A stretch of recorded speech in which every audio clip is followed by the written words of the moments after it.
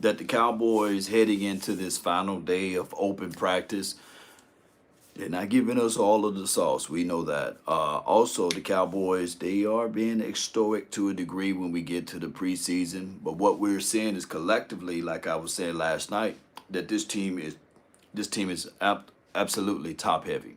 And when you are top heavy, you lean on your starters the most. Now, granted, we can all say that this is the argument that anyone can say that the teams do lean on their starters the most. And the Cowboys, as far as depth purposes, we just don't have that. But there are finite things that this team is doing on a better scale than what we were doing last year. Shout out to you, Jake. One of the things that they're doing better at is running formation. And when they start talking about bubble cuts, roster cuts, good morning to you, Jake. When they start talking about those things that we have to make sure that we move out the way, first and foremost, the Cowboys will do that. But we got a logjam at running back because you have the Javante Williams, you have Phil Maffa. Both of those guys have the same type of running style. And then you have Jadon Blue and you have Miles Sanders. To a degree, Deuce Vaughn. Both of those guys got the same type of running style. So the Cowboys may go with one veteran guy, hmm and keep the two rookies here and squeeze in maybe just maybe Hunter Luepke's here. So that's what they're going to roll with. I think that Deuce Vaughn did a lot for his team far as being able, I'm talking about this particular offseason. I think that he had the right mindset, right head on his shoulders and these sorts of things. But when you start to look at the roster dynamics, you can say, well, why would I keep a Deuce Vaughn and a Jadon Blue? Mm. And then Jadon Blue's getting his start this weekend, Friday. He's going to get his start. So it's going to be the Jadon Blue experiences. Top of the morning. Appreciate you, Vincent. Appreciate everybody for jumping in. I thank all of y'all for y'all support, your love, and everything. Appreciate you. Play action, Dak should be fire. Yes, Big Sarge. They're going to bring that back to the table. I think that the Cowboys, when you look at it, it's going to be extremely hard to guard George Pickens and as well as CeeDee Lamb. And the reason why this team getting a lot of, hate because of what we did last year. We talked so much last year about the absolute all in and all of this stuff. And we know we didn't put or we didn't bring and we didn't provide any of the best footages last season. But we was coming off of that Green Bay Packers game. And if you guys seen the documentary, that Green Bay Packers game just broke the spirit of the Cowboys, right? So they kept everything and they tried to insert in Mike Zim. So you talking about an area whereas did Mike Zim work out for us last year? You can argue and say no, but then there should be some arguments to say yes because we had so many injuries, but that's part of the game. But not to talk about last year, but just to bring it in for context that I think that this season you got more and more coaching staff that's on the same page that's looking at these guys and they are not coaching to just save their job. They're coaching to prove that, hey, their philosophy can work. So when I look at this team from running game, passing game, defense, whether they're going to stop the run or you can run all over these boys, just look at the resume of what these guys bring. And granted, you don't win games just by your resume. You still got to put the work in. But I'm looking at the philosophy in these sorts. Far as our nickel corner, there's a big fight between Keemon Hall and Zion Childress. In my opinion, Zion Childress is a better hitter. He's a little faster at the feet. But Keemon Hall is a better coverage guy. He can cover a little bit better. So that's going to be the arm race within the confines or the arm wrestle within the confines of what we're looking for this particular Friday when you start talking about depths and verses and battles and who can win this and who can win that. And that's just how that goes. Appreciate everybody, man, for jumping in. Do me a huge favor. Hit that like button when you jump in here. Ace Boogie. Let's hope Zion Childress earned his starting spot. Yeah, he gonna have to earn it. It's not given to him, right? O-line still need to be solidified. Yes, yes, yes, yes. I'm more I'm more comfortable. I'm more comfortable with this O-line interior part, like the guard, center guard. I'm more comfortable with that. My biggest reservation is still on the outside, the tackles.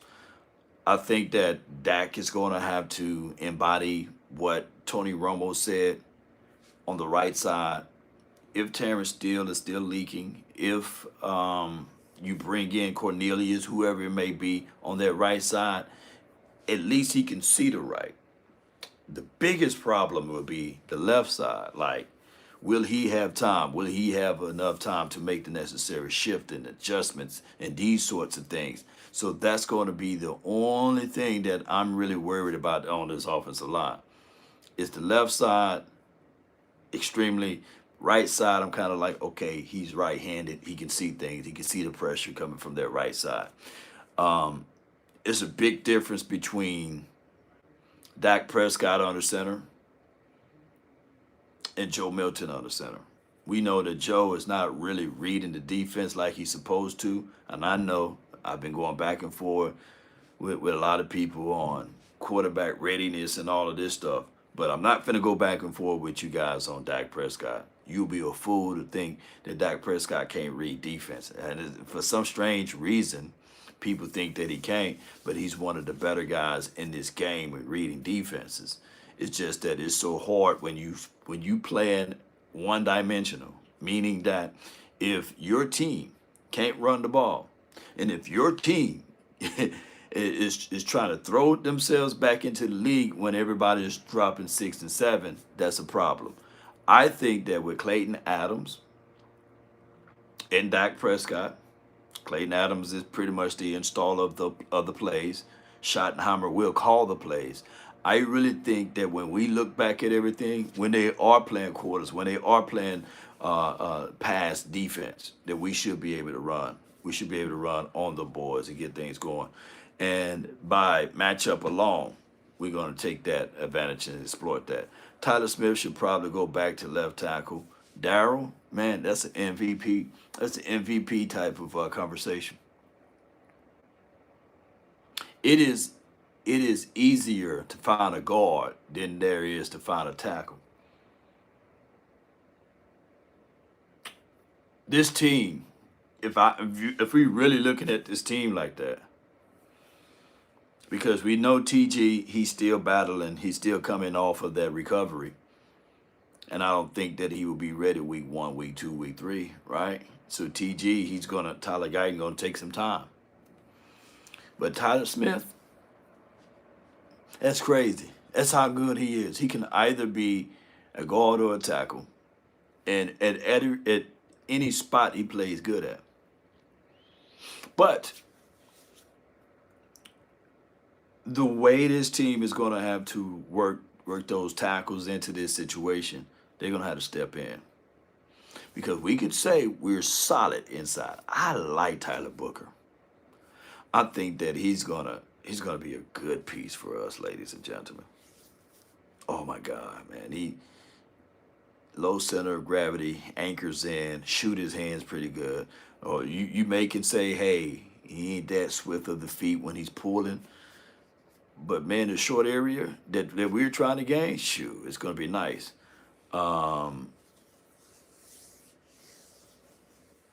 Yeah, Tyler Booker is a dog, man. Tyler Smith would not play guard again. They made it clear already. No. You meant to say tackle again. Yeah. We just talking. We just spitballing with the ideology of this front five, right? We just spitballing. But I'm gonna say this though.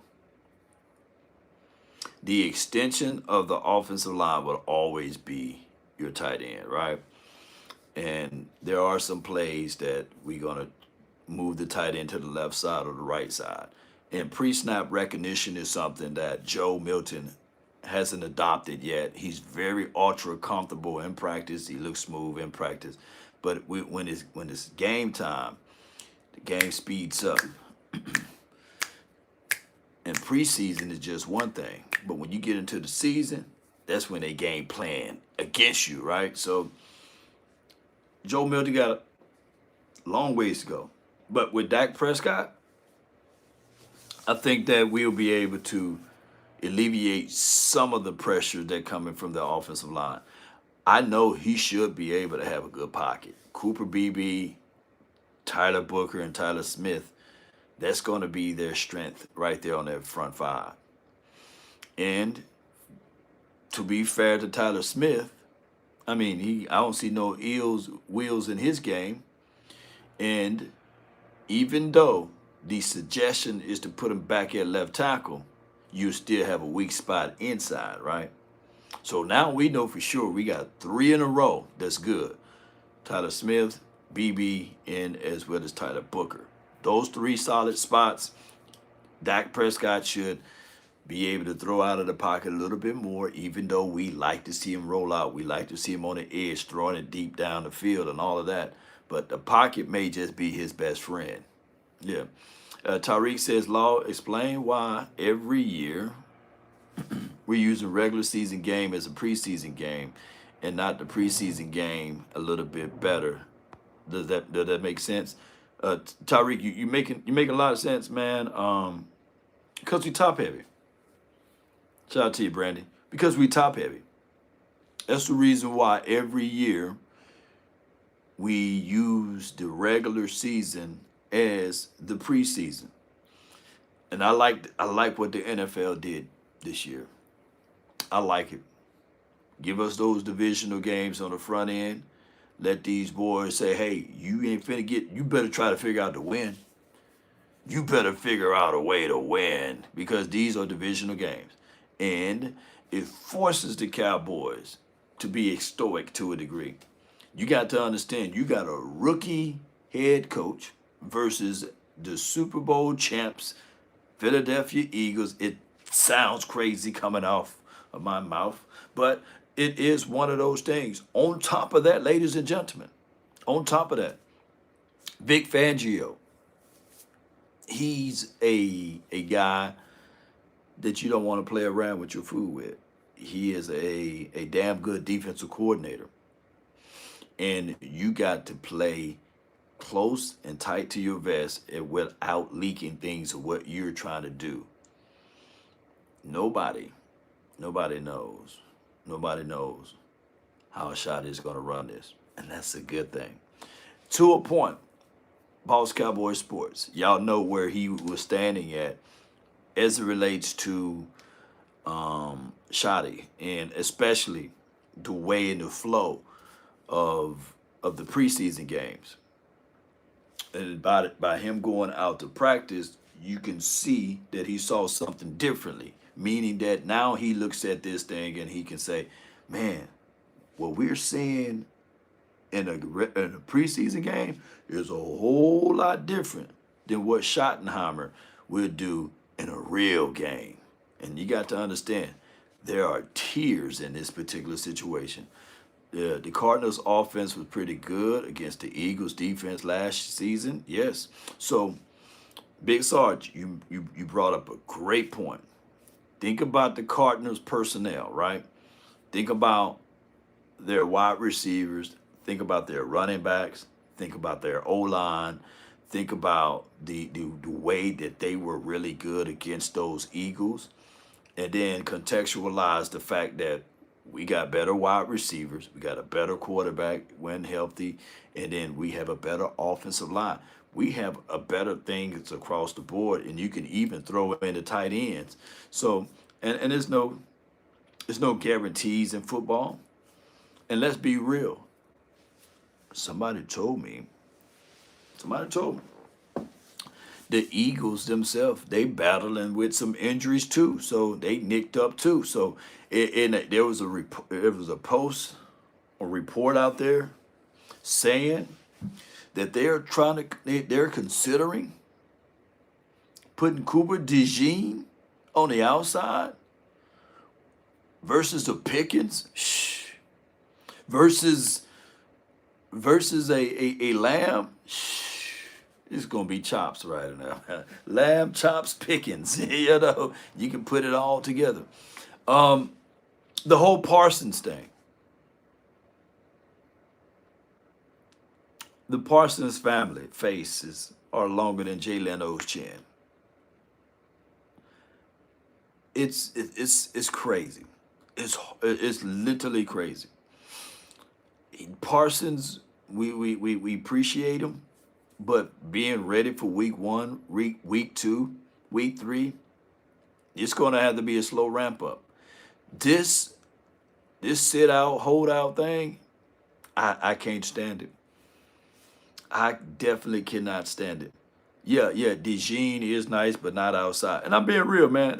He's nice, but being on the outside is a whole different animal because they have issues with their DBs, right? And Quinion Mitchell going into his sophomore year, normally you have sophomore slumps. Not saying that that's going to happen, but that's just how that goes. But back to Parsons, I think that it's a situation where it's cooler heads prevail. Like what's the money? Like, can we just sit down? What's the money? How much it costs? Hmm? Hmm? Like, what's the money? What's the play on the money? Right? That's what Jerry needs to do, and Parsons needs. What's the bottom line? Let's sit down. Let's have this conversation, and let's get things going. What's the money? Because we tired of having these conversations about Michael Parsons. Will he be here? Will he not be here? What's the value? Okay. Um, he said that he requested trade. Where you want to go? Hmm? Let's start having these conversations.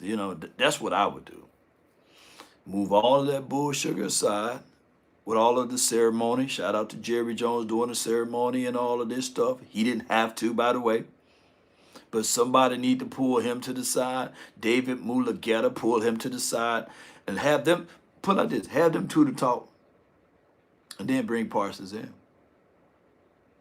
Get this stuff done. Start establishing good, healthy relationships with agents. Understand that the agent's trying to get the best money possible. Understand that you're trying to get the cheapest way possible. It's what we call it, Ace Boogie, a happy medium. Yeah, Oak Cliff. Yeah, even if Parsons signed the biggest non-quarterback contract, he would not be ready week one. Jordan Mailata ain't no one to sneeze and play with. Especially if you haven't been banging with them boys since all this training camp. And all of that do is take away from guys that's already been battered and bruised and ready to play. Can't just throw them out there. There will be malpractice, right? There'll be football malpractice, coaching malpractice, coaching in the dark.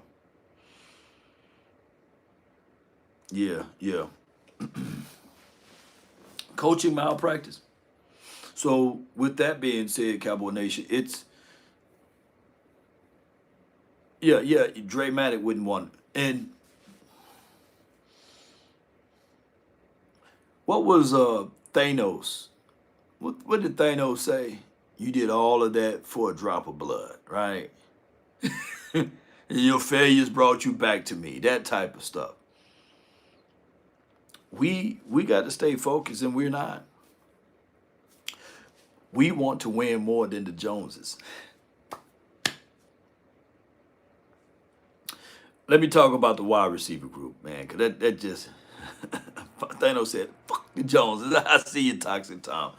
Law, how much more does Parsons have to prove his worth? Yeah, that part. Yeah, Gabriel. How much more do we have? Jerry out here messing around. I'm sure. He says, "I'm sure it's a little bit more complicated." But yeah, at some point, you gotta know. You gotta already know who your players are. At some point, you should already know who your players are. It shouldn't take 5 years. It shouldn't take 6 years. You should already have a finite reason of who your players are. It shouldn't be, hey, I have reservation. And if you have an inkling of a thought that this particular player, if this particular player is not good for you far as money, then how good should they be for someone else that you can receive multiple things in return to go get somebody that's good for you? For the life of me, there should never be a contract holdout if I'm running this organization, because that reflects me in my evaluation, right? Of my particular people that I drafted, that I fooled around and worked out with my particular organization. There shouldn't be ever a holdout, because if you approach somebody way before their time, if you have their foresight, make it impossible for them to tell you no. Last year, think about this. Let me just set the record straight. Last year, if Jerry Jones approached Micah with 35 before all of the other leaves them fell off the tree, he would have signed that deal just like that. Get what I'm saying? You got to start being proactive, Jerry. Now, for example, now I'm gonna give him a flower. I'm gonna give him a flower on this part. This season, from an offensive aspect of it, Jake Ferguson, if remaining healthy, is going to have one of his best seasons. The Cowboys hit gold on that one because they approached him early. And the Cowboys offense, when you have a Pickens, when you have a Lamb, and when you have a Cavante Turpin, your least resistance will be, man, just leave the tight end on the scene, because you so worried about being the deepest of the deepest with Cavante Turpin, and then you still got to bracket CeeDee Lamb, and you got to pay attention to Pickens. But the problem is with the Cowboys, and Ferg contract is nice, right? Because it helps us in so many ways, and they believe it in him, right? Instead of Ferguson going through the entirety of this season and then have to go to the drawing boards next season, they got him at a discount rate. I give them those flowers. But the logjam would be who you would rather pay, Ferguson or Pickens, because Pickens now, in this particular system, he's going to want $30-something million. Shit, Pickens after the end of this season, he's going to be somewhere around with what, a little bit north of what Smitty is getting paid. Y'all see the log jam at wide receiver now? This is the foreseeable future. This is the if, because we don't know whether or not injuries goes into play and a whole bunch of stuff. But if I'm a betting man, if you have Lamb, and Pickens already been doing Pickens numbers over there in Steelers without a quarterback that you cannot identify, right? His numbers finna be revved up. Now you finna be in another logjam. If the Cowboys were proactively speaking, they would have already had Parsons under contract, and we'd have been able to knock these little small little deals out. And then it's the other cycle of it. By the Cowboys being behind, and I hate talking contract stuff when we need to get into football stuff, by the Cowboys already being behind, what do you guys think? What do you guys think Tyler Smith contract is going to be? It never ends in the play of the Cowboys. The play of the Cowboys, agents and the players, this is a heavy burden on them, because these guys want to play ball, and now we're talking finances. And of course, everybody want money. That's why it says money. I need money. I need my money. And to put some sprinkles on this bull sugar, put some sprinkles on this bull sugar, the Cowboys have a philosophy about this. And of course, Cam says, Cam, woo, Cam. They have a philosophy about it. And Bland is too, right? Deron Bland, he's due for his contract. So all of these contracts, they make it so difficult. And people are gonna look at this and say, "Man, I'm finna get Michael Parsons, right? They finna talk about me. They finna do this. I gotta fight for my money." It would be nice for your top tier guys to wake up one day and just have a deal to be done. But we know soap opera is 365 here, and it's just never gonna be a smooth operation. And when I know for sure, Albert, Chase, Toxic Tom, anybody in the comments right here, we don't care. We don't care how much money Jerry is making. We don't care how much money Dak is making. We don't care how much money Bland is making. We don't care about how much money these guys are making. We just want us to win. We want us to win. That's what we care about. And these good teams around here, they understand that. And they say, okay, give the people what they want. And that's good performance on the field, not good performance before you even play the field, right? Like Jerry, the soap opera that it is, that's good for people who like that type of low vibrational stuff. But we over here, we just want to see us win and play perform in a reasonable game within reasons too. That's another part. Like I get it. I was extremely upset the last game. If you're gonna go for it on fourth down, man, lo and behold, run it on third down. If you're gonna go for it on third and short, right? If it's third and one, don't throw the ball deep down the field. Make logical sense. If it's third and short, and you're gonna already have your mind set for going for it on fourth, run the ball. That's what we care about as fans. Real football connotations as it relates to decision makings. And we had foolery stuff with Wade Phillips. We had to go through long sufferings of growing pains with Coach Jason Garrett, and then we had the political warfare between Mike McCarthy and what's this guy named Kellen Moore. And then when they cut that off, the last two seasons of Mike McCarthy, we got a chance to see who really Mike McCarthy is, and he looked like an out of rhythm play caller, right? So it was like, damn if you do, damn if you don't. And now we got a guy that nobody's seen, and he's been coaching for at least 25, close to 30 years, and now he's getting his first full run at it. But let me get back to wide receiver. Wide receiver one, 1A, 1B, that's CeeDee Lamb, Pickens. Them your two, them your aces. If you even look around any footages in any film, that's the focal point of Junior Adams. He don't really even touch the other wide receivers. he touched CeeDee Lamb and George Pickens. That boy, now that brother discriminating. He don't give a damn about the other wide receivers. I've been at every practice, well, every majority of the practice in Oxnard. The first thing Junior Adams do, he'd dap up CD, he'd dap up Lamb.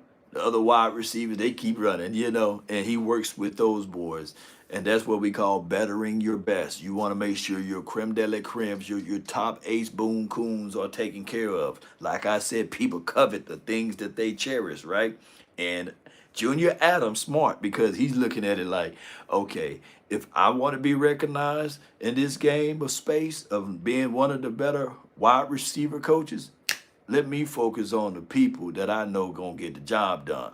And when I teach them, it's gonna spill off and it's gonna roll over to the next person. The third wide receiver is Jalen Tolbert. Yeah, Jalen Tolbert. Yeah, he doesn't waste time on, I got doggone toxic Tom boy off the top row. The third wide receiver is Jalen Tolbert. The footsteps are very loud for Jalen Tolbert. He's a soft-spoken guy. He is a guy that he can see the tea leaves, I believe.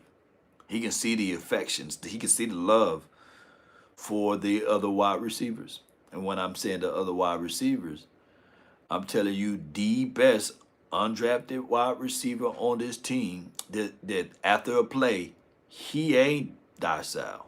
He ain't timid. He gonna walk out there boldly. He gonna walk out there boldly. When he catch the ball on you, he gonna flex on you. He gonna rub it all in your face after every single play. And he's been the most consistent guy, regardless of whether it's Will Greer, regardless of whether it is not Jalen, but Joe Milton. Y'all know who I'm not even gonna say his name. I'm not even gonna say his name. Y'all know who I'm talking about. And he's applying pressure. But your guy that's on this team previously is looking at it like, damn. It is rocky for me, man. But I'm gonna showcase what I can do, which he should be able to be elevated in this particular situation. So we got Pickens, Lamb Pickens, Jalen Tolbert, Cavante Turpin,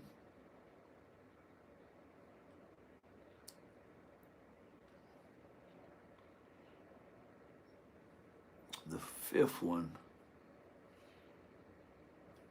is going to be Ron Flournoy. If I'm going with the sixth one, if it's me, it'll be the guy that I didn't even say his name. He wears 7. Shit. It's 7. You know, that Mingo hurt, that Mingo injury, these guys, they probably looked at it like, man, you know what? If he's hurt, that they probably did just like this. When they saw that, oh, ooh, he out. Look at God. You know what I'm saying? That's probably what they. Shh. Sometimes it's better to be prepared for an opportunity and not have one than to have the opportunity and not be prepared. I think that if the Cowboys are serious about this, Jalen Brooks is nice, but he's not consistent. Jalen Brooks is the guy that when you look around, you say, in a game, he slip and slides, you know? But then again, in practice, that man got 9 lives. He'll catch a ball and you be like, damn. But one thing that may save Jalen Brooks, and I don't think the Cowboys should go with 7 wide receivers, because if you really think about it, we got a lot of wide receivers that's damn near the same. But if the Cowboys right, they should go out here and say, you know what, let's sacrifice. Well, my Uncle Charles wasn't sacrifice. Because at the end of the day, Cropper won't be able to make it, unfortunately. At the end of the day, you want to make sure that the people on the back end can give you something. And if we looking at this team for what it is on the back end, there's been 3 wide receivers, but Mingo gone now, but 2 wide receivers that you know they got a higher upside than Jalen Brooks. I don't think that Jalen Brooks is going to get it any better than what he is right now. And that's me not beating him up. Shout out to Brooks. Shout out to Mama Brooks. Shout out to Daddy Brooks. Shout out to you, Jalen Brooks. I think that the Cowboys should test the waters and let them go. Because you got so much potential in Trayshawn Holden. Ghostface Gaming says Holden is unfortunately the odd man out. Okay, let's talk about this. Let me. I ain't gonna be devil's advocate to that. I'm not gonna be devil's advocate to that, Ghostface. But I can talk to support that because he did had off the field situations, spitting in faces and doing a whole bunch of stuff aggressively, guy, you know. He did sign a $3 million contract. The Cowboys, Jerry Jones and Stephen Jones and Charlotte Jones, Gene Jones, all of the Joneses, Jones, Junior Jones, they can all approach him and be like, hey, we believe it in you before any other team. We got something that you desire, and that is the silver and the blue and the star on the side of the helmet, but we got support. Who's this support? We got your college coach, Junior Adams, right here in the building. Look, we gonna waive you, but in hopes that you return to the practice squad. There can be other teams out there, but there would not be other support like you have here. We're gonna bring you in, and we may elevate you. That will be the conversation.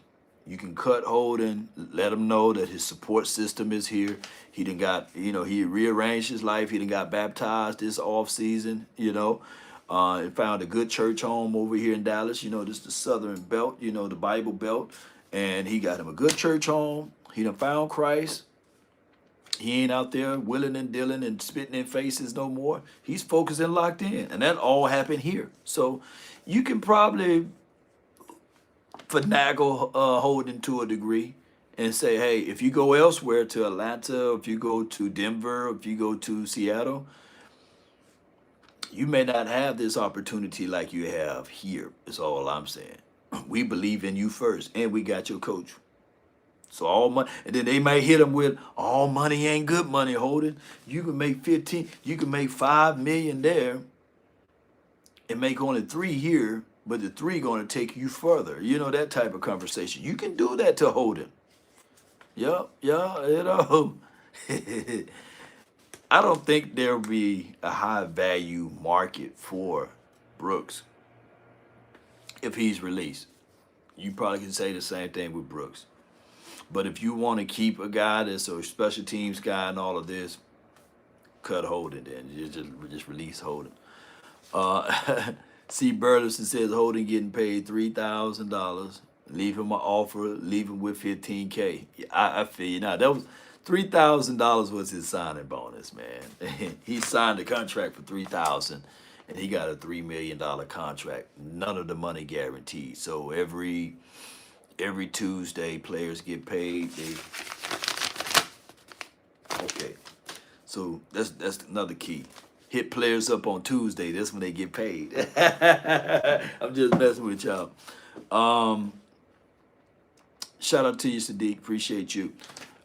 Here's the tight end room. This is easy tight end room. You go with 3. Other guys, you pitch a promise for them to stay. But these are your 3 tight ends. Jake, Schoon, and Brevin Spanford. Schoon is praying to God that, hey, I thank you for all that you do for me in life, because if Brevin Spanford never got hurt,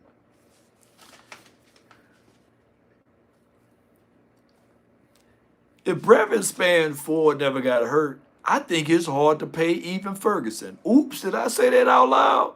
Did y'all hear me? I ain't gonna say it again. Can somebody put that in the chat? If Brevin Spanford, that brother, that boy, he was a star at camp for the first week or so.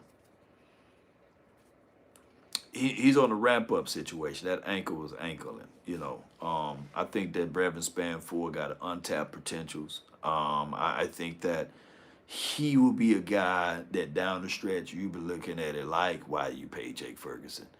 In this system, when you start talking about vertically challenging the middle of the field with speed and separation, you got him. Murdoch said Ferg is tight end 1, but I'm saying I'm talking about trajectory wise, projecting. I'm projecting right now. You got to understand, Brevin was Timothy for the first few weeks, right before the pads came on, of course, right. Brevin Spanford potentials is unbelievable. Let me tell you, who was that guy that came out of nowhere? Was it Jimmy? The Saints had him, a little light skinned, tall, red head guy. What's his name? Jimmy something? Was it Jimmy Graham?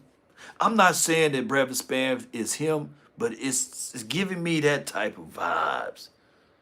It's giving me that type of movement, man. Injuries is a mother sucker. Yeah. I'm not saying that he's Jimmy Graham, but he was giving me that Jeremy Betts. Yeah. So we could talk about Fergs and with the hopes that Travis Kelce was saying that he kind of resembles him. But Jimmy Graham was Jimmy in, you know. I don't see this is Toxic Tom saying Brevin Span for anywhere close to Jimmy Graham. All right, so let me leverage, let me waver then. What about the kid that played for Green Bay? What's his name? His name, tip of my tongue. I had him on the show and everything. You can't say he don't remind you of him. Dang, it's tip of my tongue. What's the tight end? No, I'm talking about not Kraft. Jermichael Friendly. There you go, my guy. Betts. Well, come on with it. I ain't had my coffee this morning. What about that Toxic Tom? Jermichael Finley. Jermichael Finley. You have to really still cover him like a wide receiver. Dre Manning, you can see that? Okay. Good. I know my eyes not deceiving me, right? Is Holden in short dog? On me, if I do my 53-man roster, I'll have Holden here, y'all. But the Cowboys be cowboying. Finley is more like it. Yeah. Brevin Span Ford remind me of a tight end from the Steelers. Which tight end that would be? He's more athletic. Yeah. I just know when they go to their two tight end sets, and if you still have Pickens and Lamb on the outside, where you rolling coverages? If you got two tight end set, you go on, let's say 12 personnel. What you doing with it? You know, what you gonna do with those two tight ends? And then you can still line in line. If I'm going 12 personnel, I'm putting Ferguson on the left side. I'm putting Span on the right. I'm putting CD Lamb close to Ferguson, because that's just going to create so much dynamics for the DB. Their nickel corner is going to still have to wait to see whether or not he's going to follow the flats, especially if you have Jadon Blue in the back. It's going to just take care of everything that you're looking for. And the reason why, let's say we go with that. You think a linebacker really going to just cover Span forward on a 9? You think a safety is going to handle down inside the box when we start running that? That 12 personnel is going to mess some folks up. To a point, even when we go with our other sets, let's say 3-by-1, we've seen that running back right hip of the quarterback, 3-by-1. You got Turpin, Pickens, and Lamb in that bunch formation. You the nickel corner. And you got leverage with safety over the top. It forces you to play man-to-man, even in a zone situation. You got 3-by-1, you got Pickens, Lamb, and Turpin. And then on the outside, you still have, you can throw in Jalen Tolbert on the outside. It's going to force you to do. I can give you a formation 3-by-1 where you have Pickens, Lamb, and Tolbert, and then put Cavante Turpin on the outside by himself. It's just gonna be crazy for the opposition to really say, okay, well, we're gonna roll. We still got safety. You're gonna roll coverage on Lamb and Pickens side, but it's forcing you literally to say, okay, 1-on-1, with Turpin on the outside and hope that your DB can jam him or redirect him before he gets into his break. Those are things that I'm looking for, Cowboy Nation. Can we handle these? Can we throw as much as difficulties as possible to the Eagles week 1, to the Giants week 2? They got nice front sevens. They got nice front defensive guys up front. Yeah, man. I'm not quality in-law, man. I'm at the Hilton, man. I figured instead of going all the way back to my crib, we're going to stay on this side of the world for practice today. How do you address the DBs? Okay, so y'all want to switch over to defensive talk now? Y'all want to switch over to defensive talk? Okay, we can do that. Defensive talk would be, let me see if I get some coffee or something. Y'all want to walk with me? Walk with me. Oh, I need some coffee. I want to get some coffee. Get some coffee. Talk and walk. Old school law. When you're a content creator, the thing is creating content, right? And we're going to create some content. Get some coffee right here. Yeah. Coffee time. Coffee time. Good old coffee. Since we on the defensive side of the coin, might switch it up and change it up for you, huh?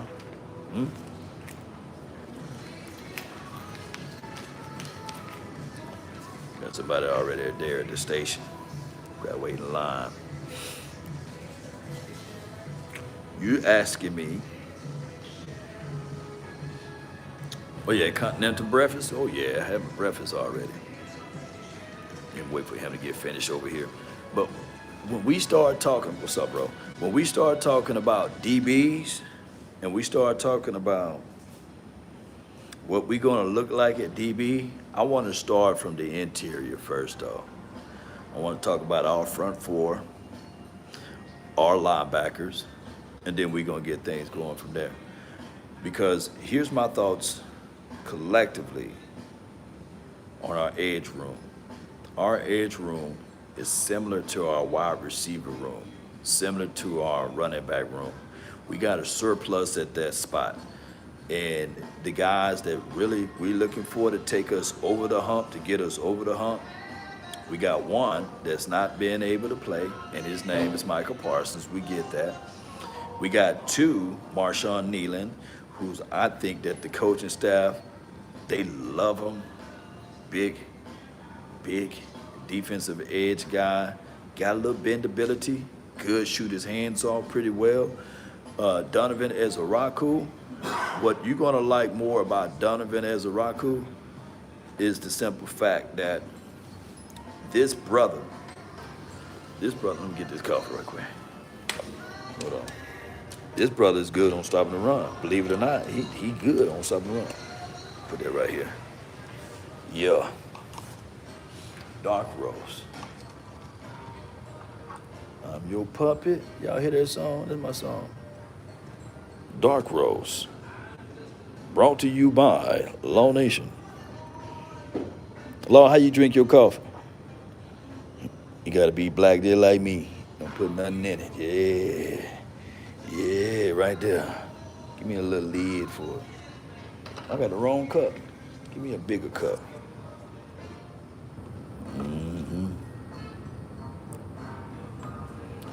Put a little bit more in there. Yeah, the nectar of the gods. And remember, you're drinking with nothing but the best. Dark Rose.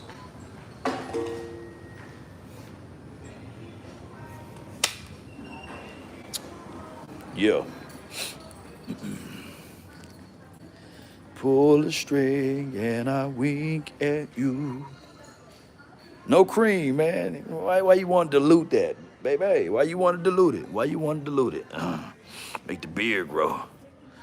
Yeah. Slide this table back a little bit. Come on, table. Table got the rocks. There we go. Now, where were we? We were talking about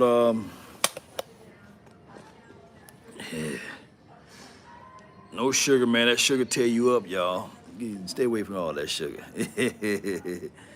Yeah. All right, so we're talking about defense, okay? Make sure I ain't leave my phone over in another room, okay? I got two phones. Oh boy, I'm crazy the cat hair, man. Okay, bad. So Thursday stamp, my bad. Okay, well, all right, good. Okay, we back. Okay. This defense. Let's go back to the origins of Matt Eberflus. He will be running an attack defense. You got to fight your way. You got to earn your way to get to the quarterback. But his skills on how he teaches this defense is attack style. This is not a two-gap system. This will be variations of what we've been seeing with Papa Rob Marinelli. Who remember old school Rob Marinelli's defense, right? Matt Eberflus is redoing that defense here. His defense is an attack, aggressive style defense. So we going back to some variations of what Dan Quinn ran. Now, what I'm getting at, this is going to be a little point that we're going to have to talk about as it relates to this defense to the personnel that we have. We have a gang of 3 techs.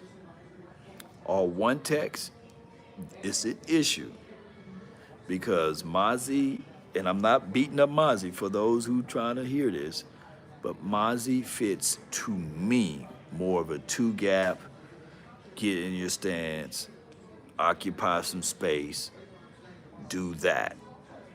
But now we going back to an aggressive attacking style defense.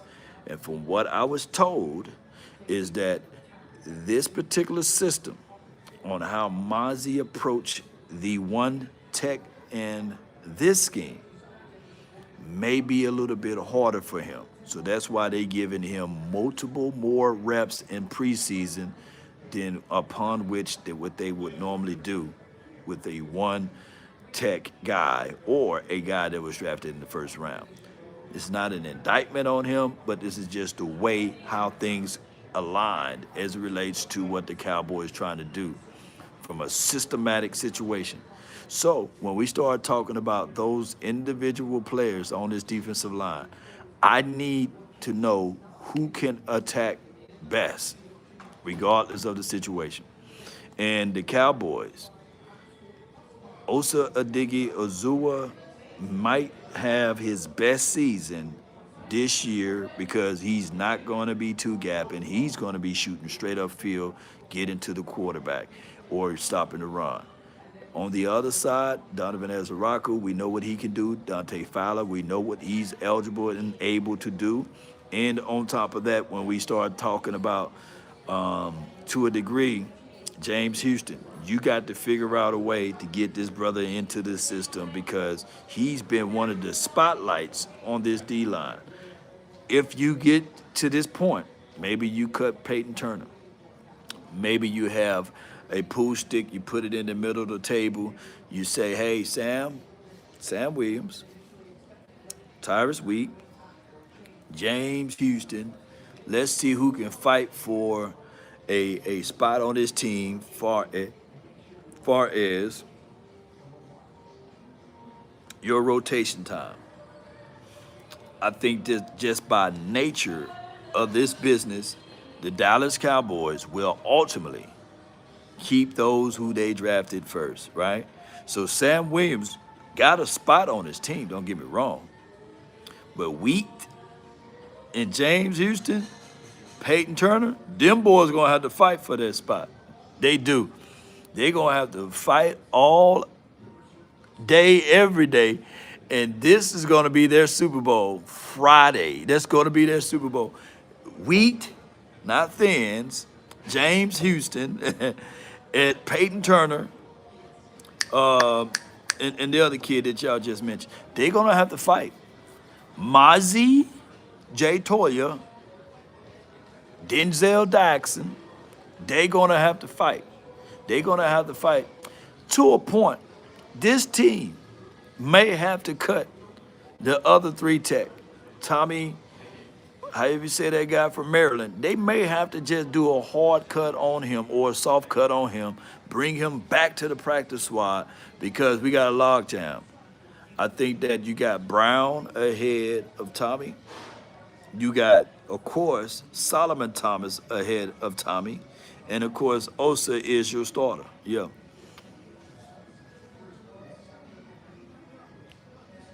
Elbert said, Law, throw the red flag. He said we got depth problems. That's a red flag.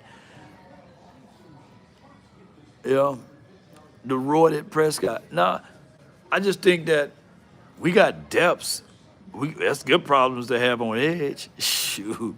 But our problem primarily is if we're being real with ourselves, if we really want to scale this defense to take it from here to here. Oh yeah, Winfrey too. I left Perry on.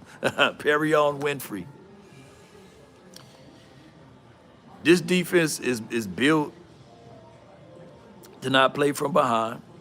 This defense is built to attack aggressively, to play with the lead. Either this defense, if we don't fix that one tech, we're not going to be a grinded out type of defense. This is going to be more of not even the bend but don't break.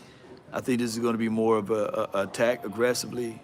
It's going to be scheme and schematics that's going to work out. They're going to line their guys out at the wide nine. I'm talking about these guys line out so wide, and it's going to trick you right into running inside, and then you're going to have your linebackers to fit and heal. That's just what it is. This defense, if you don't go out there and insert a veteran one tech, then you may have more of the sound. Denzel Jackson is most definitely going to the practice squad, yeah. Plug says Winfrey will be okay at one tech until we start running, until they start running at him and attacking him. So, and that's because of size, man. Size matter, and that's just all we got, man. You got to get up, and the difference is between, to be fair to Matt Eberflus versus a Dan Quinn, and it's the reason why Matt Eberflus defenses tends to rank out ahead of Dan Quinn's defenses. It's because of this department right here. I'm just gonna whisper it. Linebackers. Ooh, they gave me some lips on this thing. Y'all see them lips? Got some lips on this thing.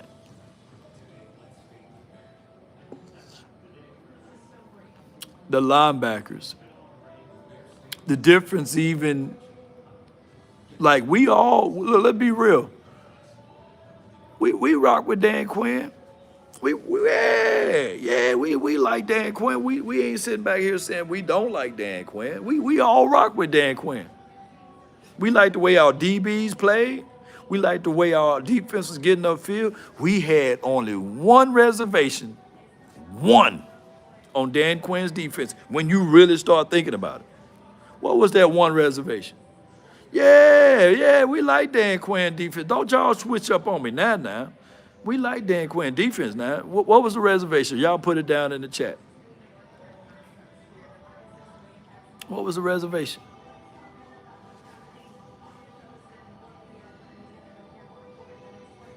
No run defense? Okay.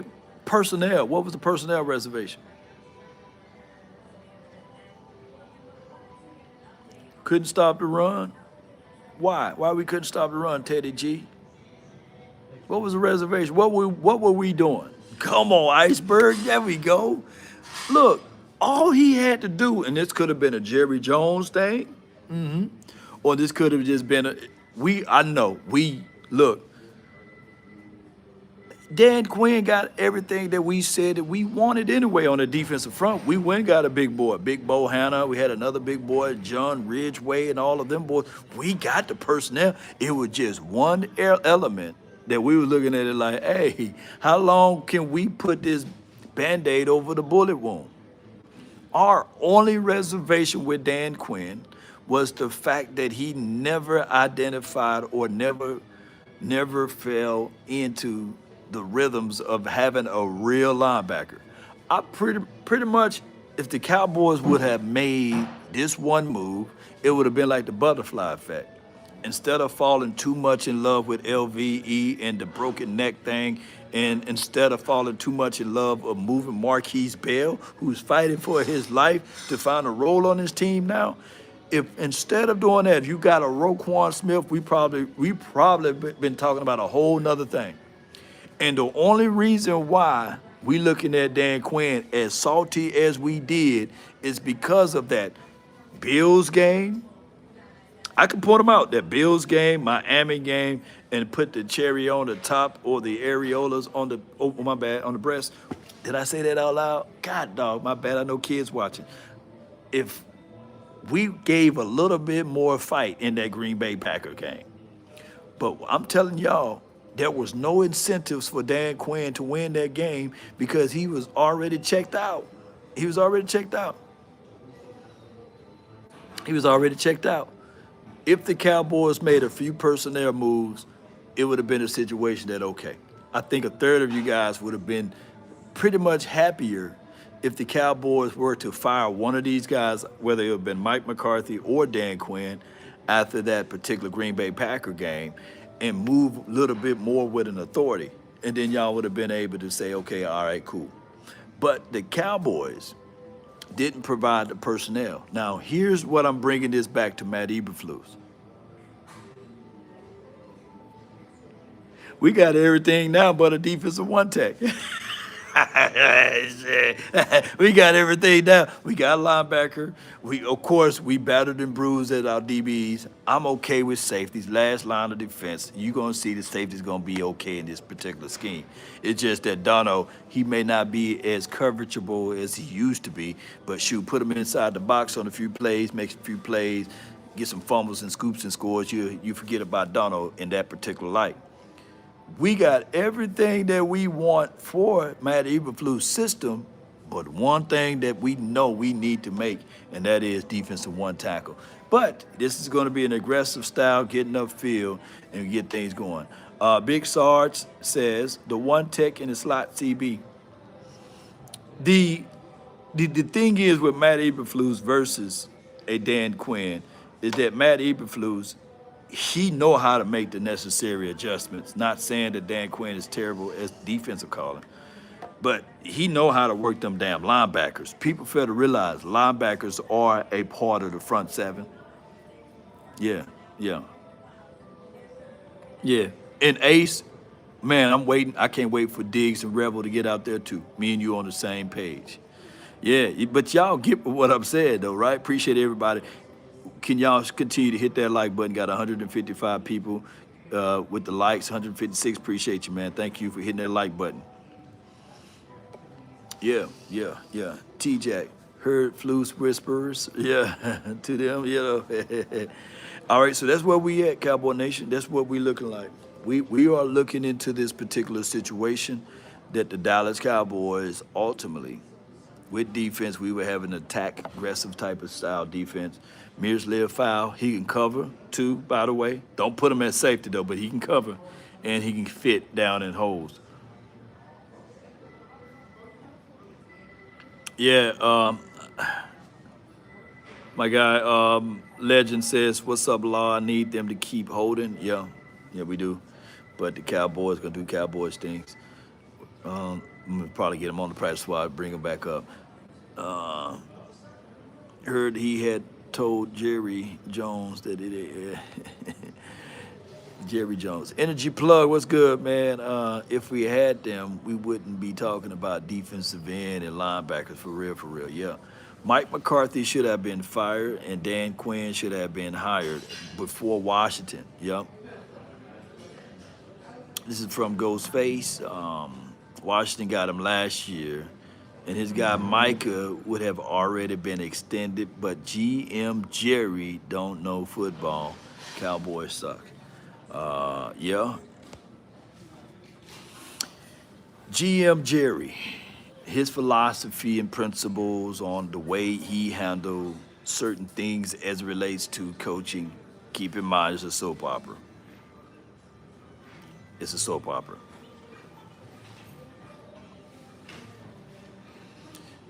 After the playoff loss, there's no way Dan Quinn should have been hired. I mean, the head coach. I think if we go back to that point, like 2023, right? 2023 was by far a great, efficient year for the offense. Great enthusiasm for the defense, especially how we beat the brakes off of the Giants, and then we turned around and beat the brakes off the Jets. The problem is with, or however, I think we played the Jets first or the Giants first, whoever we played in 2023. At that time, the offense was a little stale. I'm backwards on 2023. The offense was a little stale, right? But the defense, boy, they was humming, right? And it took up until week 6 or week 7 before we got a true identity of this offense. And that's because in 2023, Mike McCarthy was calling the plays and he was out of rhythm, right? And in 2023, again, even though the defense was flying around doing their thing, keep in mind, the quarterback for 2023, he didn't play in nobody preseason game. So we had to get him up to speed and everything. And I get it. Every year they have the annual Dak Prescott suck thing. I get all of that. But what I'm getting at is that it was Dan Quinn's job to be the head coach up until week 7. Dan Quinn had his job. And if you hook Dan Quinn to a lie detector, right? And put a gun to his head and say, hey, would you rather be the head coach of the Dallas Cowboys or the Washington team?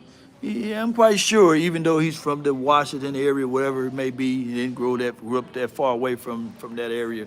I think he grew up in Jersey or something like that. That's not that far from Washington, D.C. But I think that he would say the Dallas Cowboys. I think he would say that. I think he would love to be the head coach of the Cowboys. But there's always self-preservation. Self-preservation. And that's what happened, man. That's what happened. When you force these type of things, that's what you get.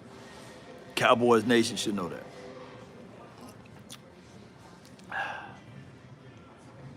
He's still taking Washington. Man, nobody taking Washington, you know. Mid-season too, shoot. He would have literally took the Cowboys in a heartbeat. Yup. He would have took the Cowboys in a heartbeat, man. He can get his head blown off. Washington team is they had a little cupcake schedule last year. If I'm being real with you, I don't think Washington gonna be good this year. I don't think Washington gonna be good this year. The same thing that's gonna happen. The same thing happened to Dan Quinn over here is gonna be the same thing happen to Dan Quinn over there in Washington. The defense still gonna get ran through. The offense is gonna show up a little bit here and there. And they're going to start picking up, people going to start picking up the phone and saying, hey, what about that coach? What's that coach name, the offensive coordinator? Used to be the head coach for the Cardinals, Kingsbury, something like that. People are going to be reaching out to him saying that, hey, we can have him as our coach, right? And it's gonna be just the same. Cliff Dingleberries is gonna be that's his name. Dingleberry, Baldinger. He's gonna end Cliff gonna end up getting in that coaching cycle. Watch, just watch. Now the team that might surprise a lot of people gonna be us. It's gonna be us and the Giants. I think, believe it or not, Cowboys gonna be first place in this division. Giants gonna be second. Eagles gonna drop to third. Watch. I just have a feeling, and then Washington gonna be at the bottom with Jaden Daniels and all of this stuff. Just bookmark it, Just bookmark this, y'all.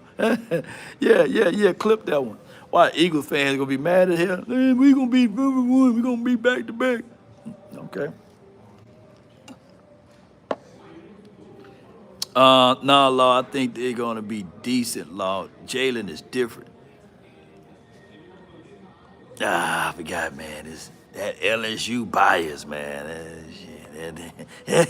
Yeah, but Eric, yeah, cause see y'all too high. Y'all Eagle fans, y'all too high. Something is about to happen this year. I just have a crazy feeling that the damn Giants gonna be number 2 in this division. The blue team's gonna be back on top, baby. Yeah, no. yeah. The blue is on the attack, baby. Cowboys. That's how it's supposed to be. It's gonna be in that order. I ain't gonna, the only order parameters is just different. Is that Washington gonna be at the bottom, and I just can't wait to tune in to watch my guy Louis T meltdown talking about he's one of them ones. He's one of them ones. Yeah, he's one of them ones at the bottom of the division. Watch. Yeah. Giants would be better than us. Is Albert.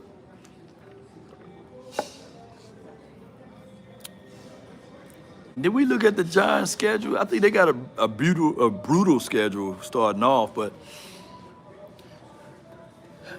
Giants gonna show you some potentials, but they're not gonna be better. No way. You had that crazy feeling last year. Look what happened. Yeah, injuries happen, man. See. Don't get me twisted because we were literally how many games away we were from the Washington team, and then it got down to the end. We split the Washington. If we stayed healthy, and I know if was the fifth, we all be drunk, and this wouldn't be coffee, this would be Hennessy, but we would be all drunk. But at the end of the day, injury played a major role, and we had no incentives for Mike McCarthy because he was going into a lame duck year. There have been really no realism of any coach performing well in a lame duck season, right? So this year different, though. I'm telling you, man, this year different, man. I'm not one of the guys that say this is our year, but, man, this year is different. Mm-hmm. Look, here's what I can say, though. Eric, don't y'all block him or ban him. You going to be watching the ride, baby. Yeah. You going At this point, I'm gonna start calling you Cowboys, Eric, because you got a perfect attendance. You got a perfect attendance over here watching all of this beautiful silver and blue, watching Cowboys practice in camp. You might as well say, Eric, come on, let's just say, man, you a Cowboy fan. Or you a Law Nation fan. That's what it is. And if you a fan of Law, you got to be a fan of the Cowboys. Come on with it, man. Shoot. Let's just be real. Come on, man. We embrace, we accept you all. We accept all people over here, man. You know, that's just for what it is. I can guarantee you one thing, that Eric will be watching me over here, and I like that, man. So appreciate you, Eric. Man. Appreciate you. Yeah, is he like Eastside Harold? I haven't seen, and I'm hurt to a degree because I really like Eastside Harold, man, coming in with all of this and that. We haven't seen Eastside Harold since those Diddy allegations, man. That's crazy. We haven't seen Eastside Harold since the Diddy allegations, man. 2 weeks. Ooh-wee. Eric is a Cowboys troll. Cowboys, Eric. Here's what we got though. I'm not gonna put no wagers on the line. Cowboys versus the Eagles, cause I don't got no dog in that fight, no bone in that fight.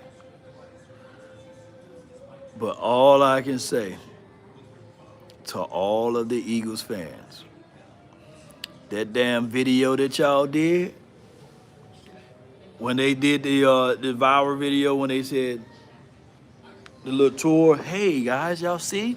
Hey y'all, look here, look here. These are Cowboy fans, you know, and they haven't won since 1995. That's okay, because I got a video for y'all. Y'all better win week 1. If not, ooh wee. If another person send me that video, I got a video for y'all. I'm telling y'all, man, y'all Eagle fans, ooh wee. And we can do the inverse, can't we? Hey, we do the hey guys, ooh, hey, come here. These are Eagle fans, right? You know, and they haven't caught up to us since 1995, and we still sipping Mai Tais on vacation, and they haven't caught up to the Washington team. They haven't caught up to the Giants. Boy, I got a video for y'all. Ooh, wait, boy, I got one. I can't wait to do it too. Y'all better win week 1. Matter of fact, y'all better win the Super Bowl. With that loaded team, y'all got to look. If you talk to any Eagles fan, they got the best wide receivers. They got the best running back. They got the best offensive line. They got the best coach. They got the best DBs. They got the best linebackers. They got the best interior defensive tackle. They got the best water. They got the best food. They got the best everything. Since y'all want to be like us Cowboys, win back to back. That's win back to back Super Bowls. With that loaded team, win back to back Super Bowls. Let me know if y'all can do that. We could do it. We did it. Come on with it. Yes, indeed. Hawk says that because they know how to build a team, but they better win, because after September the 4th, if the best everything lose to the 79th ranked quarterback in the National Football League, or the 79th overall player, Dak Prescott, and if they lose to the 36th ranked or the 35th ranked wide receiver, that's cool. That's cool. Yeah. Yes, indeed. Nope. Albert, nope. They got the best backup. They got the best offensive line backups. They got the best offensive line coach. So it's part of the game. So if Landon Dickerson is getting dicked over there on the side somewhere and can't come out to pray, hey, it's all good, because at the end of the day, they got the best backups. We're going to showcase to them who we are. Come September the 4th, we're going to beat them down just like we always should do when our starting quarterback is in the building, baby. So y'all better be ready for it. Come on with it. Come on, baby. We're going to get it going the best way possible. Y'all know how it goes. And it's going to be Eagles hate week. Yeah. The only thing they have is Barkley.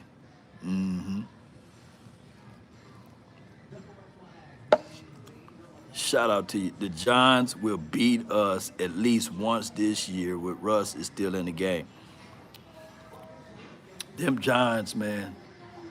I think the last time Russell Wilson beat us was 2019 or something like that. Russell Wilson is living off of old bodies, man. He living off of 18, 19 bodies, man. You know, I think that we okay. We will get Russell Wilson in them. Book this, Law Nation. If Bland plays and Overshawn plays, we win. Overshawn is not ready yet. Bland will be playing. I'm just knocking on some wood, but Bland will be playing.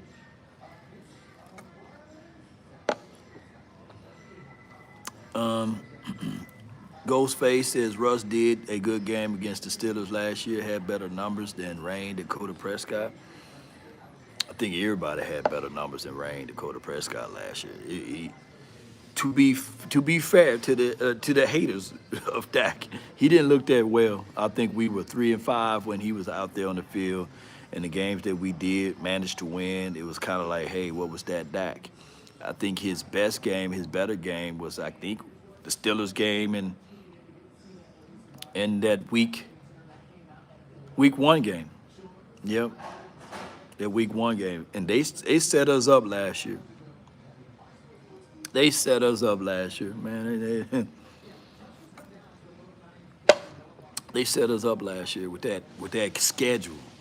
They used Chat GPT to make the hardest schedule in the world. And they did it again. You would never think that they do it again. It's crazy how the world works. Like the 49ers got the easiest schedule, and I know it's a year-to-year league, but on paper right now, it seems like we got to go through murderous row, right? And the 49ers, they get ice creams and cupcakes and everything else. Hawk was good when he says, can we get Russell Maryland and Leon Lett for our D tackles? They'd probably be better than those dudes. Leon Lett, definitely. Can't bust through a wet paper bag right about now. Leon Lett got them Patrick Ewing knees right now. And Russell Maryland, boy, that boy, shoot, he definitely ain't coaching. He's not even vocal enough to coach. Scrambling quarterbacks mean trouble for the Cowboys. Not in Fluke's defense. Fluke's defense is designed for to have those linebackers to compress the outside. We line out so wide, whereas Aaron Whitecotton does a great job of positioning your front. I think running quarterbacks gave Quinn a problem due to the fact that he was playing nickel, and you have a lighter body, a lighter box, and then once somebody get leverage on the edge, it's just over with. The quarterbacks normally get about 5 or 10 yards down the stretch before getting touched. But with Fluke's defense, he embraces the containment on the outside. So what happens is that it's like a funnel. Like you can try to run inside, but if these linebackers fill the gaps, it's going to be trouble for you. I get it. I get the people that would want to say, this team can't stop the run. I get that. For right now, you guys are right. I'm the wrong one. But when you do your research, you will see that Eberflus defenses are pretty good at stopping the run. And if you look at the player personnel of this team is either the best that he ever had or equivalent to whatever he had the best. So that's how you gotta look at Matt Eberflus's defense. That's how you gotta look at it. And I get it, man, if you have reservations on us. Okay, let me see what we got here. I got some news to develop. Let's see what we got. A lot of talking about around Mozzie. Can't put breaking. It was just stuff that coming up to me. Breaking news. It's breaking. But I'm not finna repost this one because a lot of people are talking about the ideology of losing out on a few guys. But in closing, Cowboy Nation, because I gotta go grab me some real food now before I pass out over here. Shout out to everybody who's watching this channel.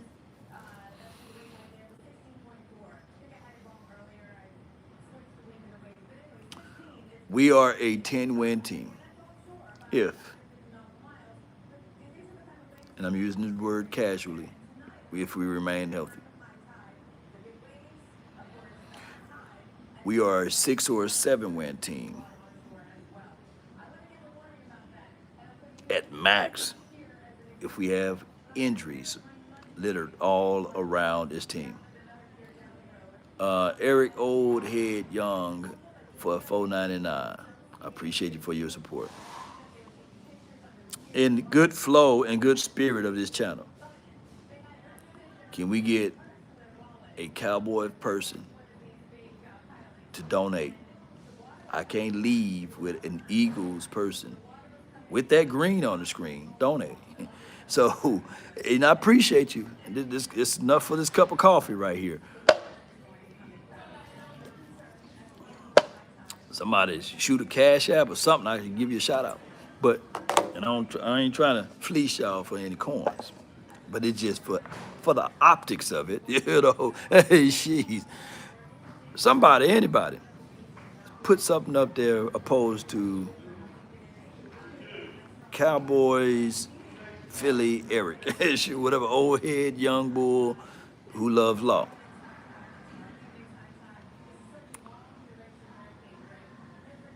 Free 99. Okay, there you go. There we go, Meek. Man, appreciate you, man. Thank you so much. Now, there we go. That's a prettier color, too, by the way, that blue. All right, so in closing to this particular point, now I can think. Because at point, shit, shoot. But at this point, the Cowboys are a plus 10 team. Like, we going to win multiple games because there's not 31 other teams that got DBs that can cover Lamb, Pickens, and Turpin. There may be some teams that can slow down our run game, but they can't. I don't think that there's a team, in my opinion, that can shut down all of these things at the same time. Let me see what else we got news going on. Hold on. Okay, I can do that one. Okay. So I don't think that there's a team that can do that. Our biggest nemesis right now would be the war of attrition. If our guys can stay healthy, we okay. All right. Let's continue to figure out ways to help elevate, scale, and grow this team. The weapons that we have, we're going to see them being utilized and used. And Dak Prescott, he is entering into a situation that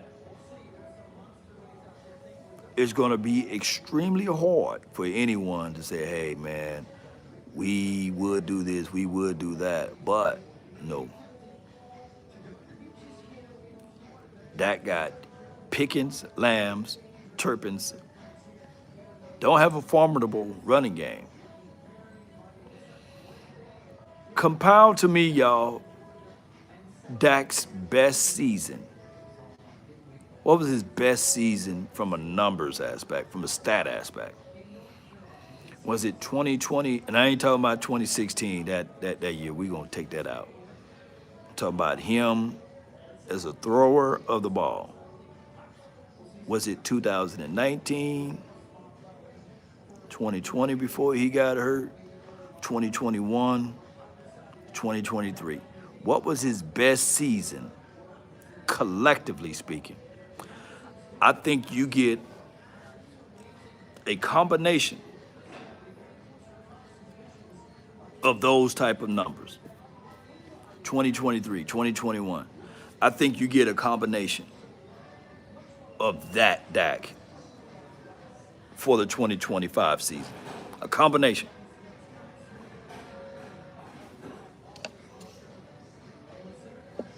That's okay, Hawk. Hey, Hawk, you know what I'm saying? That's okay. Been 10 years.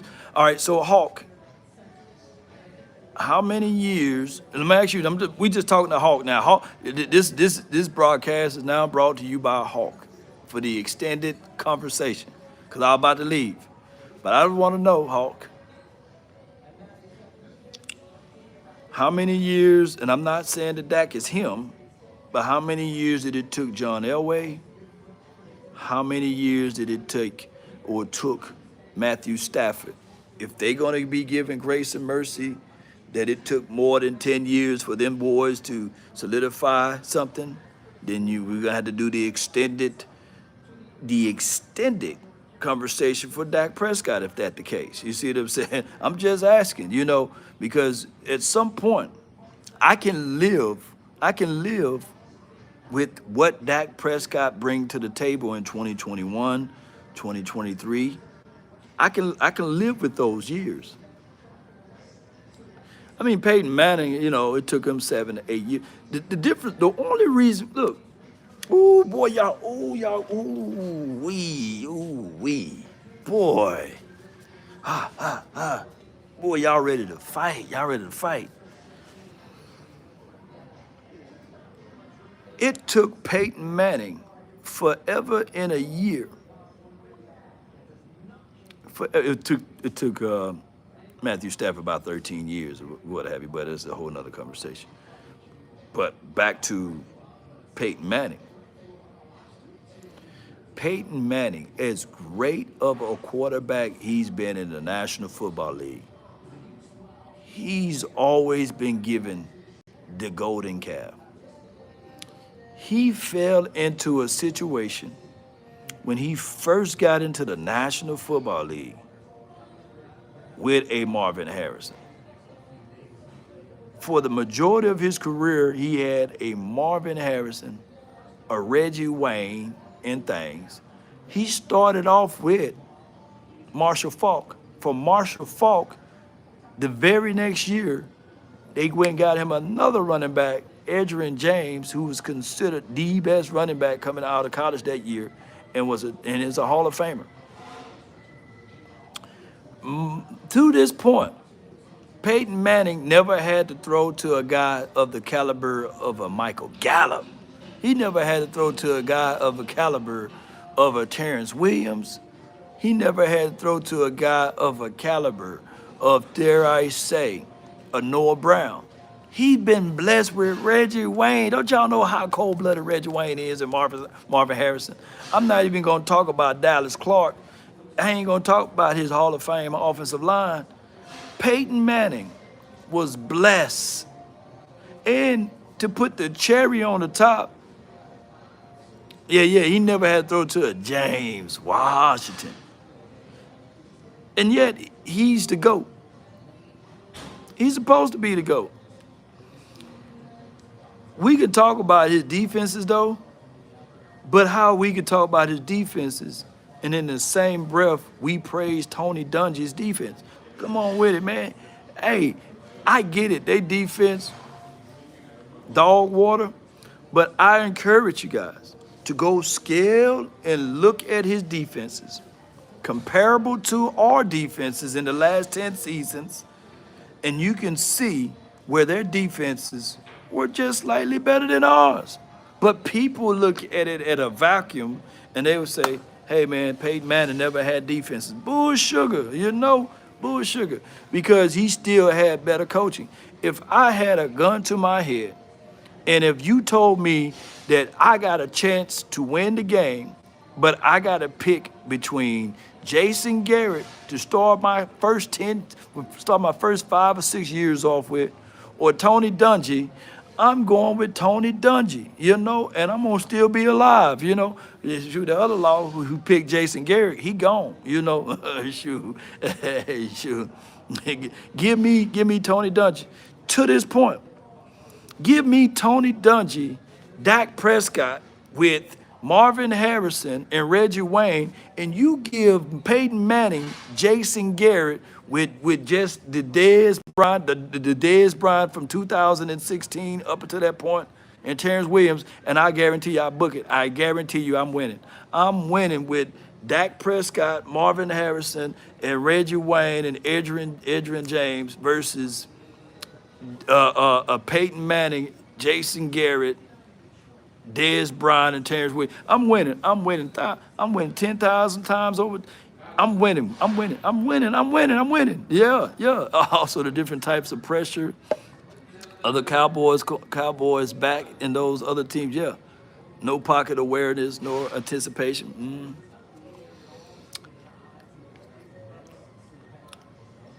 Law, at this point, purgatory, because Jones is not going nowhere. Yeah, you're right. Yeah. Dak had all of the leverage on the negotiation.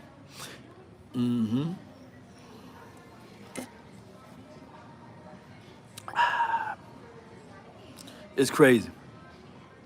But the other thing that I can point out that it would be like blasphemous, you know, it would be like shame on you, law, is that even though we all know that Peyton Manning is one of the greatest quarterbacks of all time that played this game, that touched this soil, right?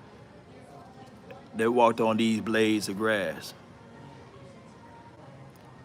And the weapons that he had, those numbers, those numbers for the first 10 years or the first 7 years, even with the wide receivers we had, are very comparable to Peyton Manning. Now, before y'all crucify me and y'all say it's a different era, different passing era, do y'all know when the new passing era started? I do. It started in 2004 when they start implementing the rule where you can't touch the wide receivers 5 yards out. So Peyton Manning, he was drafted in 98, 99. So he played in the olden era from 99, well, 98, 99, because he merged those years together, 2000, 2001, 2000. So he played majority of his years in the new era too. People fail to realize, oh, it's a different league changing when the new change league started, you know, 03, 04. Yeah.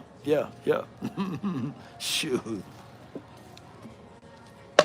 The only thing that suffers this debate is the fact that the Cowboys collectively haven't been good in 30 years. Shit, far as winning a Super Bowl. If it's the old rule, even for Hurts to this degree, Jalen Hurts will forever be known as the Super Bowl quarterback. It doesn't matter what team you're on as far as load ability. You win that one Super Bowl, you can go to the grave saying, man, I'm a Super Bowl winning champ. Just like Eli, just like Nick Foles, just like any of those guys. But it is for what it is. Cowboy Nation, let me get on up out of here, man. You know, Jeremy says, you know what's crazy? People been saying we haven't won a Super Bowl in 30 years. This year finally makes 30 years. And they've been saying it for years. Laugh out loud. Yeah, you're right. This year technically will make it finally 30 years. Folks lose all logic when they discussing Dak. Yeah, Jeff Saturday, of course. He's an unk. Appreciate you. In Dak playoff games, it was one or two plays that changed our team chances of going to the NFC Championship game. Yep. Manning 2-time Super Bowl wins. He has a complete team. Yep. Jeff Saturday or Tyler Bigger dish. Give me Jeff Saturday all day. Law Jerry Jones promised the mayor a Super Bowl. This mayor is last year. Maybe he got the Bohemian Grove, baby. Chanel says Dak got Noah Brown paid Texans. Dak got tight end Schultz to get paid for the Texans. Dak got my brother from another mother, Cedric Wilson, paid in Miami. Now Cedric is in Saints land. And also this and that. Okay. So, yeah, appreciate y'all, man. If we offended anyone today, man, charge it to my head, not my heart. Appreciate all of y'all support. I thank y'all. Do you have, look, Eric said in another super chat, do you have a 53-man prediction?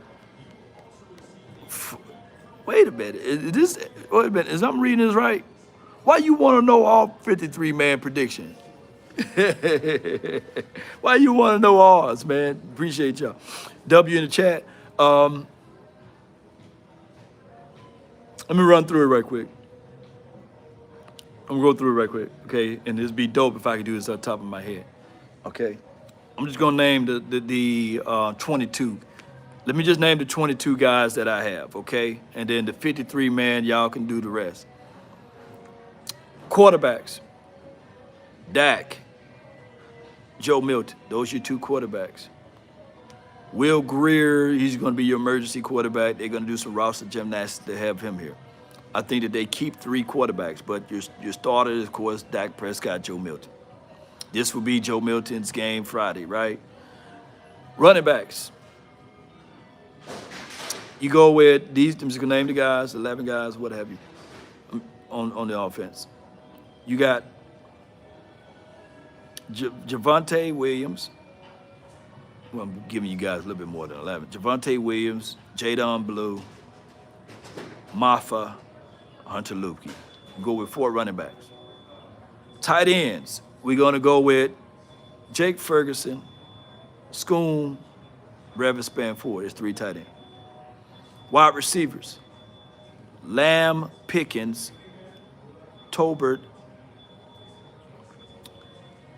Turpin, Flanoy.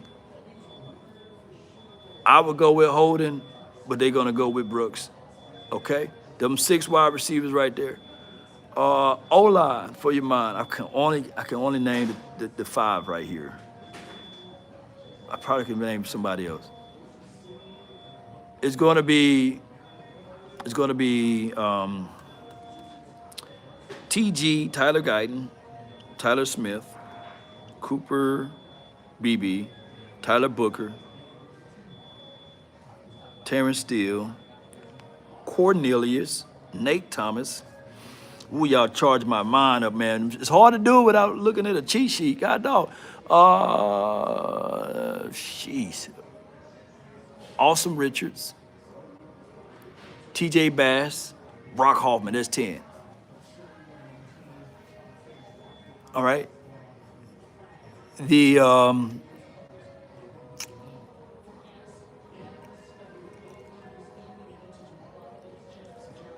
kicker will be, of course, Brandon Aubrey. And the other guy, whatever the damn punt guy, I forgot his name. The punt guy. Shit. That's terrible right now. I forgot the punter name. Whatever, Brian Anger or somebody like that.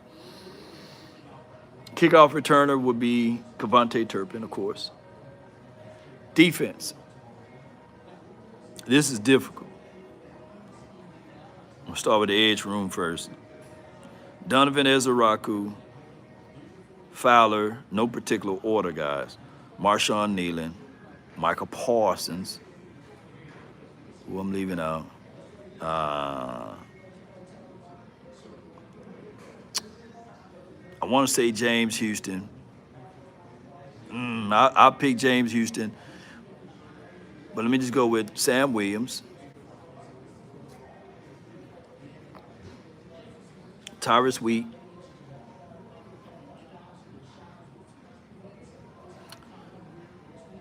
Jay Tolia, Mozzie, Osa Solomon Thomas, Perion Winfrey,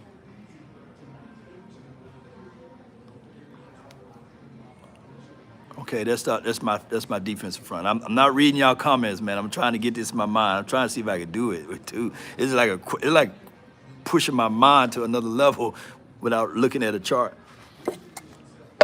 Linebackers, Overshawn, injury designated to return. It's more difficult than y'all think, dog. You know what I'm saying? Overshawn, Mears Live Foul, Sanborn. Oh my God, who I'm leaving out? Mears Live Foul, Sanborn, Overshawn, Shamar James.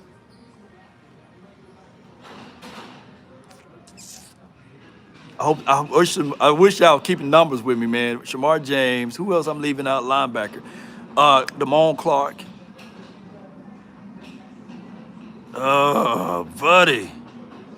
Buddy Johnson. Okay. Safeties. Wanye, Bell, Hooker, Donovan. That was easy. Them your 4 safeties. Childress, he makes this team as a nickel. Kemon Hall. Josh Butler, injury designated to return. Diggs, injury designated to return. Khair Elam, Bland, Booth. Who else I'm leaving out, y'all? Who I'm leaving out? Troy Pride ain't gonna make it. Who else ain't gonna make it? Troy, man, I appreciate you, but you ain't gonna make it. Shavon Rezzle, designated to return. Okay, Izzy, pool table, break the stick, between him, Keemon Hall, and Zion Childress. Kenneth Murray, yeah, I left out Kenneth Murray. I knew I left out somebody. Damn, I done named about 53. I done named, y'all count them up, man. Shoot, I done named about 50-something people, man. And don't tell me what their numbers are, shoot. I done name them. If I had like a little cheat sheet, I'd have been able to spit them off like this, man. But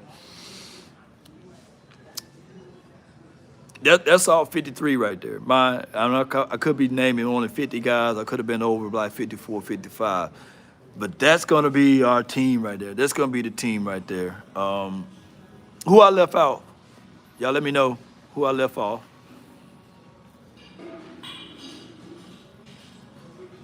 Who I left off, y'all? I left out somebody. Shout out to you, Nubian King. Mingo. I left out Mingo.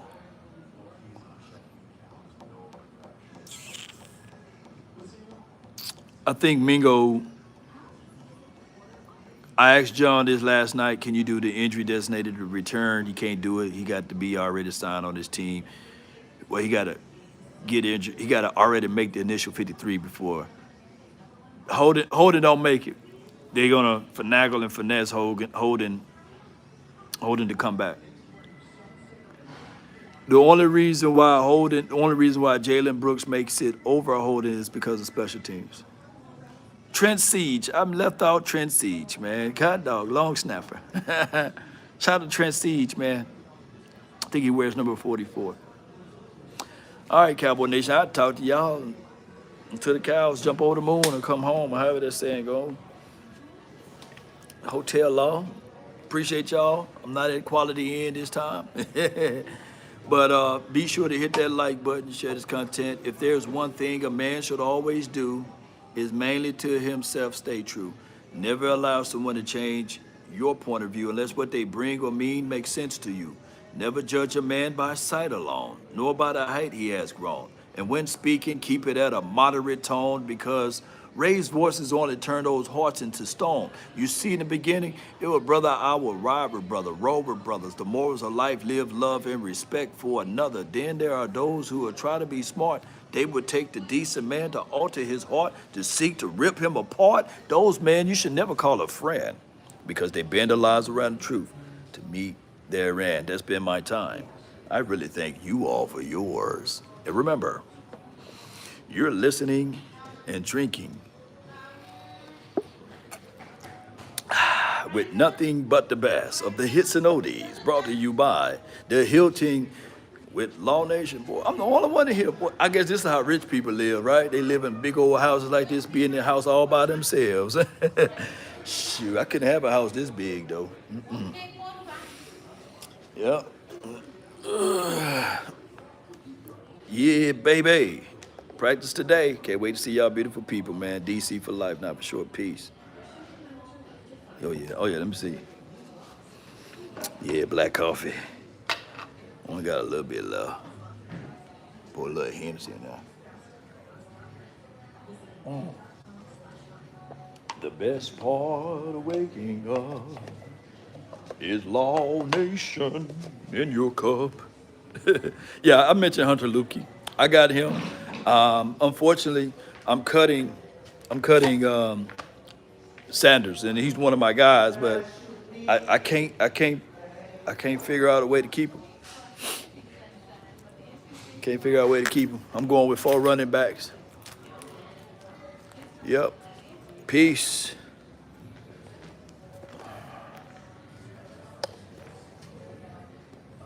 Y'all see my little finger up here? I'm trying to hit that end.